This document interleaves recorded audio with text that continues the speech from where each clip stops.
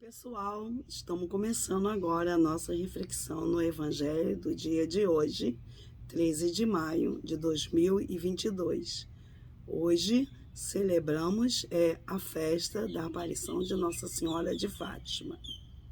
Dia 13 de maio de 2022, sexta-feira. E hoje nós vamos meditar no Evangelho de São João, capítulo 14, versículos de 1 a 6. Iniciamos então, em nome do Pai, e do Filho, e do Espírito Santo. Amém. Vinde, Espírito Santo, enchei os corações dos vossos fiéis, e acendei neles o fogo do vosso amor. Enviai o vosso Espírito, e tudo será criado, e renovareis a face da terra. Oremos. Ó Deus, que instruíste os corações dos vossos fiéis, com a luz do Espírito Santo, fazei que apreciemos retamente todas as coisas, segundo o mesmo Espírito, e gozemos sempre de sua consolação. Por Cristo Senhor nosso. Amém. Evangelho de Nosso Senhor Jesus Cristo, segundo São João. Glória a vós, Senhor.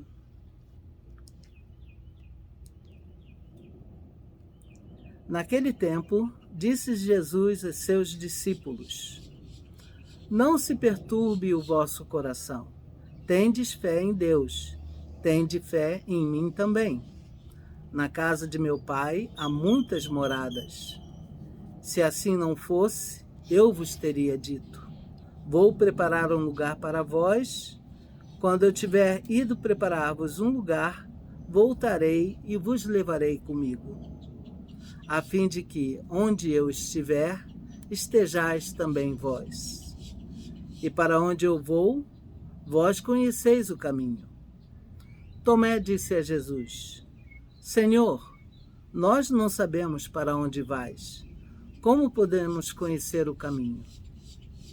Jesus respondeu: Eu sou o caminho, a verdade e a vida. Ninguém vai ao Pai senão por mim. Palavra da salvação. Glória a vós, Senhor. Mais uma preciosidade do Evangelho de São João.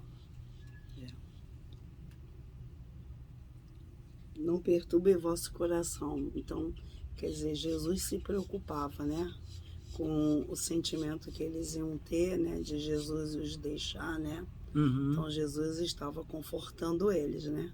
Não perturbe vosso coração, né? É isso que Jesus diz para todos nós, né? Quando estamos sofrendo, porque perdemos alguém que nós amamos, alguma coisa que nós gostamos nos é tirada, não devemos perturbar o coração, né? Mas nesse sentido do Evangelho, Jesus estava referindo diretamente ali o que eles iam sentir naquele momento. É essa minha reflexão, assim, que eu entendi para mim, né? Exatamente. E também uma outra passagem aqui interessante, quando ele fala: na casa do meu pai há muitas moradas. Quer dizer, muitas moradas. Também, né, eu também entendo assim, a minha meditação também é que eu não devo me perturbar com o meu destino, né, com a morte,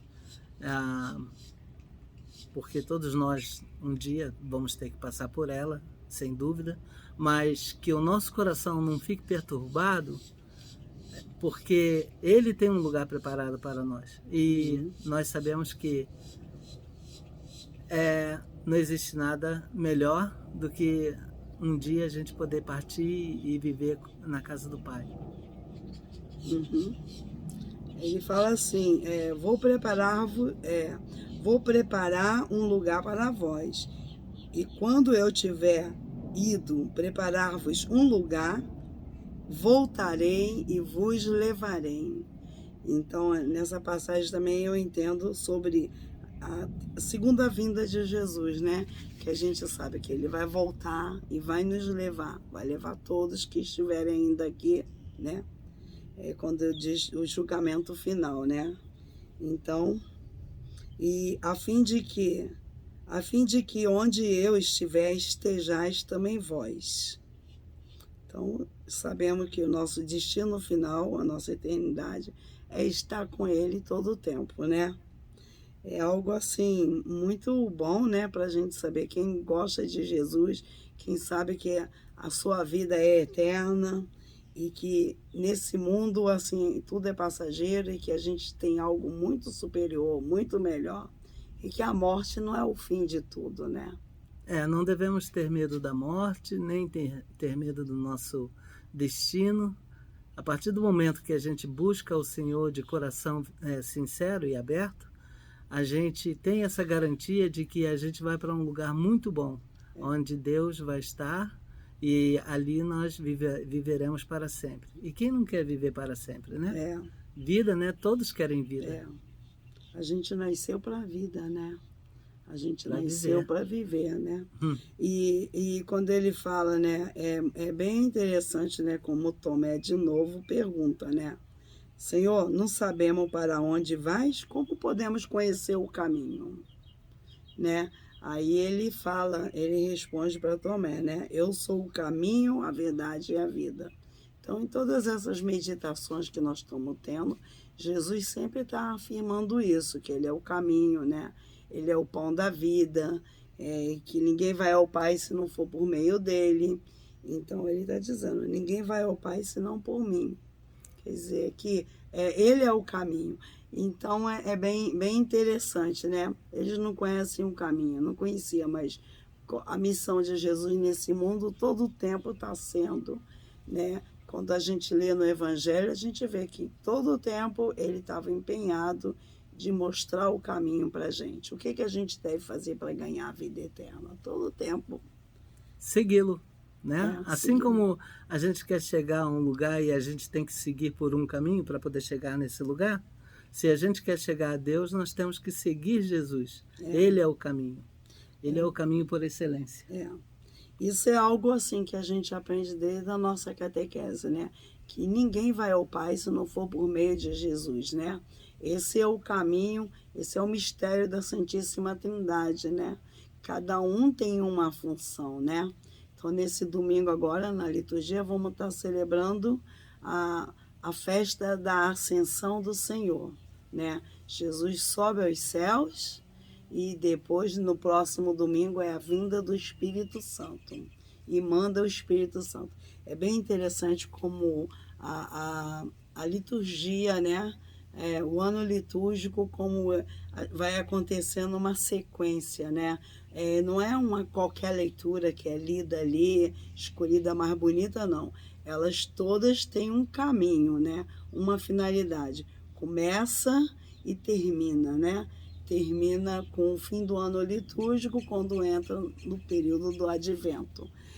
Então, mas toda ela é muito bem elaborada e nos proporciona de viver toda aquela fase da vida de Jesus, né? Todo o momento, né, da Epifania, da revelação do Senhor, tempo comum, Quaresma, Páscoa. Então, é bem interessante tudo. A liturgia é um ciclo, né? Um ciclo anual que se renova todo ano. E o mais interessante é que não é uma coisa repetitiva. Cada vez que os anos vão passando e a gente vai vivendo esses ciclos da liturgia, novas coisas a gente vai descobrindo, novas transformações vão acontecendo na nossa vida. E quanto mais a gente se abre para a palavra de Deus, quanto mais a gente se abre para a Eucaristia, mais a gente vai recolhendo esses tesouros, né, que Jesus tem para nós. O que é bem interessante assim, é o entusiasmo, né? Que todo ano você celebra a Páscoa com alegria, com entusiasmo. É uma festa que se tornou muito popular.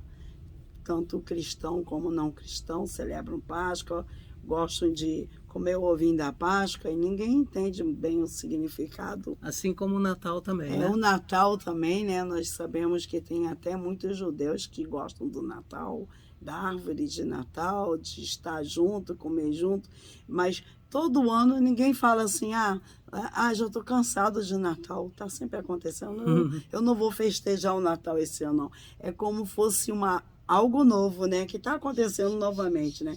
Então, o entusiasmo que a gente vive o ano litúrgico, que vive as festas litúrgicas, é como fosse a primeira vez que aquilo tudo está acontecendo, né? É uma Então, renovação constante. todo ano a gente vai, tem a Paixão de Cristo, e aí vai, Paixão de Cristo, Páscoa, e vamos seguindo, né? Até que vem algumas festas importantes da igreja, como agora a festa da Ascensão, Hoje, a que é dia festa. de Nossa Senhora de Fátima. Hoje, quer dizer, existem as festas, né, que são chamadas as férias, né? Tem as festas que são, esqueci o nome, que se dá facultativa, religiosa, e as não facultativas, né? Aquelas que são de obrigação de guarda, que nós, como católicos, em dias de festa de obrigação de guarda, nós vamos à igreja. Mesmo sendo um dia de semana, é como fosse uma missa dominical. E as facultativas dependem de cada um. Quem quiser ir, pode ir. Então, existe tudo isso, mas o que é interessante é que ninguém se cansa do ciclo que se repete, né? Muito pelo contrário, a gente só vai se enriquecendo cada vez mais. Mas a gente voltando assim para a nossa reflexão no Evangelho, é bem interessante quando ele fala: na casa do meu pai tem muitas moradas. Eu gosto de pensar nisso. Tende fé em Deus, tende fé em mim. Quando Jesus fala, ó o conselho bom dele: tende fé em Deus, tende fé em mim. Então, esse é um pedido que Jesus faz para a gente, né? E a gente, quando reflete no Evangelho, a gente vê nenhum Evangelho é pronunciado de maneira assim, mandatória. Você é obrigado a fazer isso, não. O Evangelho ele te é apresentado. Jesus te apresenta o caminho. Ele te mostra, te mostra o caminho, e para você ir, ele não fala: você é obrigado a ser meu discípulo, me seguir. Não, muito pelo contrário, né? Ele fala o quê? Quem quiser ser meu discípulo, tome a sua cruz e me siga, né? Exatamente. E o que ele mostra também para nós, nesse evangelho, é que quem tem fé em Deus tem que ter fé nele. Não há como a gente ter fé em Deus e não ter fé em Jesus. Então, dá para entender bem a ponte que é Jesus para nos levar até o Pai. Então, você vê, o mundo estava em pecado, desligado de Deus, consequência do pecado de Adão e Eva, e vem Jesus para reconciliar. E ele reconcilia o homem com Deus. E aí restaurou, né? Nos deu o Espírito Santo, que pelo Espírito Santo recebemos de novo a graça santificante, que antes do pecado original os homens tinham, mas com o pecado perderam, porque o pecado fez romper com Deus, se afastar de Deus e sair da graça de Deus. Mas Jesus vem restabelecer essa graça. E como que ele restabelece? Quando ele morreu na cruz, ele morreu pelos nossos pecados, né? Mas quando ele instituiu o batismo como um novo nascimento, o que ele fala? Né? Que ele fala para Nicodemos, né? Tem que nascer de novo, né? Todo aquele que não for batizado em nome do Pai e do Filho e do Espírito Santo não entrará no reino do céu. É necessário a todo homem nascer de novo. Nascer de novo pelo batismo, onde recebemos o perdão do pecado original, a graça santificante, e nos tornamos membros da família do povo de Deus, né? Daí a importância do batismo. Essencial. E a gente vê assim essa questão também, né, do céu, né? O empenho tão grande que ele tem com que nós todos aceitemos para ir para o céu. Eu lembro de uma passagem de São Paulo. Quando São Paulo, ele não conta bem claro quem foi o homem, não, mas dá para saber que esse homem foi ele. Que ele fala, um homem que... A gente suspeita, né, que tenha sido ele mesmo. Um homem que eu conheço muito bem foi arrebatado ao terceiro céu. Parece que o céu tem camadas, né? Que ele fala ao terceiro céu. E aí ele fala que o homem relatou como que era. Então ele fala, os olhos não viram, os ouvidos não ouviram e a boca não pode dizer o que Deus tem preparado para aqueles que o amam. Não tem como descrever. Então, o céu é algo mesmo que, pela descrição que a gente tem no Evangelho, em São Paulo, e em muitas revelações que nós soubemos como que é o céu, a gente sabe que é um lugar muito bom, é um lugar de felicidade eterna, onde não haverá choro, onde não haverá sofrimento, né? Onde todos viveremos uma irmandade, uma igualdade. Então, é o nosso destino, por isso a gente... É algo assim tão sublime que a gente não consegue nem imaginar, né? Por isso que Deus diz, né? No livro do profeta Isaías, que os meus pensamentos estão muito acima dos vossos pensamentos. Nós, como seres humanos, não temos a capacidade de entender, né, a dimensão do que significa viver no reino dos céus. Então, assim, é bem interessante, né? O próprio Deus vinha ao mundo se encarnar, se submeter, né, à condição humana e viver como viveu igual a gente em tudo, menos no pecado. Jesus não tinha pecado, mas viveu a nossa condição humana, né? E para poder nos ensinar e nos restaurar, nos resgatar. Veio pessoalmente dar o recado de como é o reino do céu para a gente ir para lá. Exatamente. É bem interessante. Ele viveu exatamente da maneira como ele quer que nós vivamos também. Se nós todos, de fato, imitássemos Cristo na maneira como ele viveu, nós certamente seríamos muito felizes. Nós certamente já estaríamos vivendo o céu aqui na Terra. Eu fico pensando, né? É interessante, né? A gente não pode descobrir tanto os mistérios de Deus, né? Tem muita coisa que a fé é independente do que você aprendeu, do que você sabe. O pouco que a gente sabe é o que o Senhor, né? Ele mesmo nos inspira através da palavra, através do Espírito Santo. Mas é impossível para nós sabermos tudo agora, né? Eu fico refletindo assim, é interessante, né? Jesus, antes de se tornar público, ele teve 30 anos, né, de vida oculta. 30 anos com Maria e José, né? 30 anos. Nós nem sabemos quando foi que José morreu. Sabemos que quando Jesus morreu na cruz, Maria já era viúva, porque Jesus a entregou para esse discípulo, João, cuidar dela. Aos pés da cruz. Aos pés da cruz. Quando falou para ele, ele tomou Maria e levou para sua casa. Então, Jesus a entregou para o João. E eu fico pensando, nossa, 30 anos...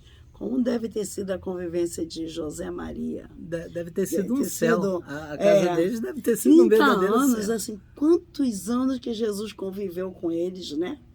Quantos anos, né? Muitos anos mesmo. E enquanto a vida pública dele foi tão breve, né? Uhum. E 3 anos, né? Somente 3 anos. Em 3 anos ele cumpriu a obra, né? Para a qual ele veio, né? Então, assim, se você ficar imaginando, bom, os evangelhos apócrifos tem muitas imaginações, né? Tem muitos que criam, inventam história e contam coisas, né? Mas... na verdade, ninguém sabe como era a vida dele no âmbito familiar antes dele se tornar público. Há poucas coisas que a gente sabe né, são as que estão no Evangelho, como quando ele foi encontrado no templo, entre os doutores da lei. E a partir daquele momento ele voltou junto com os pais e sempre foi obediente. É a única coisa que nós realmente sabemos, né, o que está no Evangelho. Mas eu imagino que a casa deles deve ter sido um verdadeiro céu. Bom, imagine ter Jesus morando com a gente. Que Jesus era carpinteiro, então durante esses 30 anos ele trabalhou com o pai, aprendeu a profissão, trabalhou, ajudou. Imagina, né? Eu fico assim, Senhor, 30 anos, levou 30 anos para revelar tudo isso para a gente. É incrível, né? Incrível mesmo, né? Por isso que a gente não consegue, às vezes, entender bem o raciocínio, digamos assim, o raciocínio de Deus, né? Por que a gente não consegue entender os desígnios dele? Por que ele quis viver 30 anos ocultamente para finalmente se revelar? E a única coisa da infância de Jesus que sabemos é quando ele tinha 12 anos, que ele ficou para trás no templo e sabia que ele era muito inteligente, que ele estava explicando coisas para os doutores da lei do templo e estavam admirados com a sua inteligência e admirados por ele saber ler e escrever sem ter ido nunca numa escola. Então você vê, ele era realmente uma pessoa especial, mas só se revela como Deus.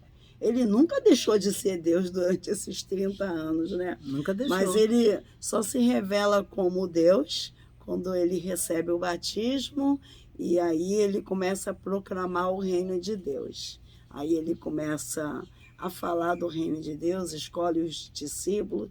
Então, é tudo mesmo um mistério, né?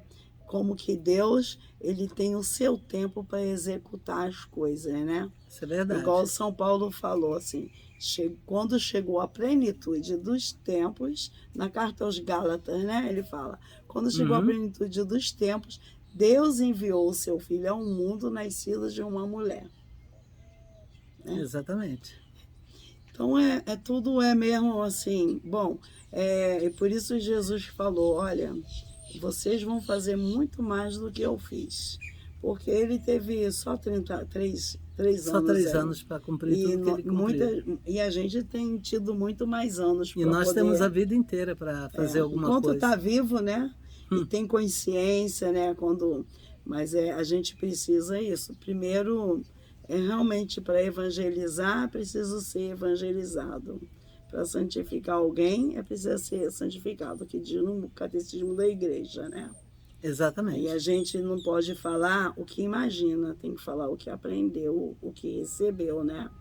Porque na obediência da fé. Uma outra coisa interessante da catequese da nossa igreja é que todos nós que somos catequistas ou que fomos catequistas, não ensinamos o que a gente pensa que deve ser. A gente repassa o que nós aprendemos, igual os apóstolos. Jesus repassou para os apóstolos e os apóstolos repassaram para as pessoas. Exatamente. E hoje em dia, o magistério da igreja que é a grande autoridade para passar adiante os ensinamentos dos apóstolos e de Jesus. É verdade. E a gente, quando ensina alguma coisa, a gente tem que estar totalmente em acordo com o que a igreja ensina. Jamais podemos tirar coisa da nossa cabeça. E por que isso? Porque Jesus falou, ele orou pela igreja. E ele orou para que todos fossem um, como o Pai é um. Ele orou pela unidade da igreja e ele falou para eles, aqueles que vos ouvirem, a mim é que estão ouvindo. A grande característica da Igreja de Cristo é a unidade. A unidade, a obediência e a unicidade, né? Você católico, assim, você pode pertencer à igreja em qualquer lugar, são as mesmas liturgias, os ensinamentos são os mesmos. A doutrina é a mesma.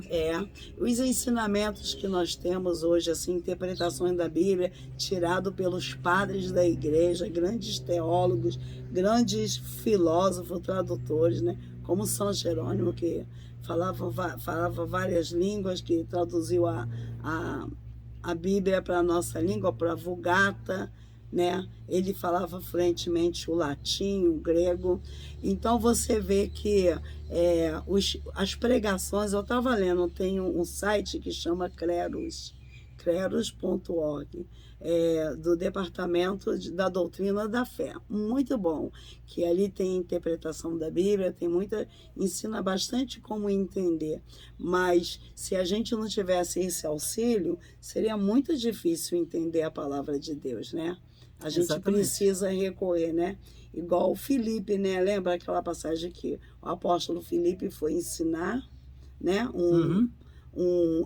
como que ele era? Um eunuco do rei, porque ele estava lendo e não entendia nada. Então, a gente precisa, mas São Jerônimo fala assim, que para entender a Bíblia, é preciso pedir a orientação do Espírito Santo, porque se foi o Espírito Santo quem escreveu a Bíblia, então você, para entender, tem que ter o mesmo Espírito. Ele disse assim, a Bíblia deve ser lida com o mesmo Espírito com que ela foi escrita.